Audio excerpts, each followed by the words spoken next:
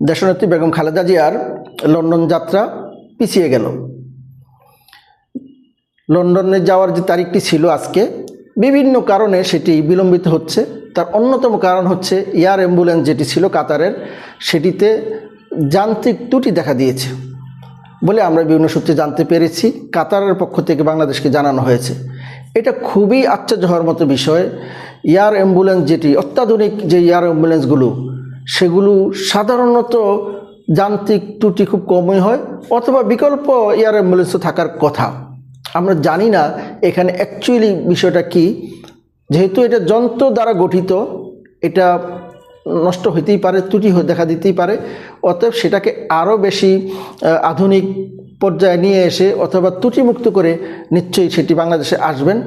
পাশাপাশি আজকে জুবাইদা রহমান এসেছেন, মেডিকেল বোর্ড ম্যাডামকে দেখেছেন।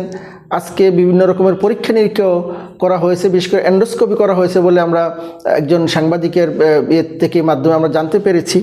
তো সব কিছু মিলে ওনার যাত্রাটা হবে ওনার সুস্থতার জন্য।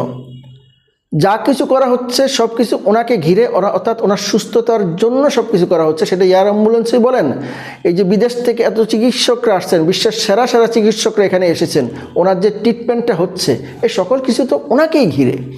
উনি যদি শারীরিকভাবে সেই পর্যায়ে জার্নি করার মতো, এত লম্বা জার্নি করার মতো অবস্থাতে না যেতে পারেন, তাহলে তো একটু বিলম্ব হওয়াটাই স্বাভাবিক। আমাদের উদ্বিগ্ন হওয়ার কিন্তু এখানে কিছু নেই। যা কিছু হচ্ছে ওনাকে সুস্থ করার জন্য এবং ওনার ভালোর জন্য। সেই ক্ষেত্রে আমরা যেটুকু জানতে পেরেছি, উনি আগামী রোববার কাতারের এয়ার অ্যাম্বুলেন্সে করে এবং মেডিকেল বোর্ডের অন্যান্য সদস্যদেরকে সাথে নিয়ে ওনাকে নিয়ে সেই এয়ার অ্যাম্বুলেন্সটি লন্ডনের উদ্দেশ্যে রওনা করবেন। আমরা ওনার জন্য সত্যি মন থেকে দোয়া করি, আল্লাহ যেন ওনাকে সুস্থতা দান করেন।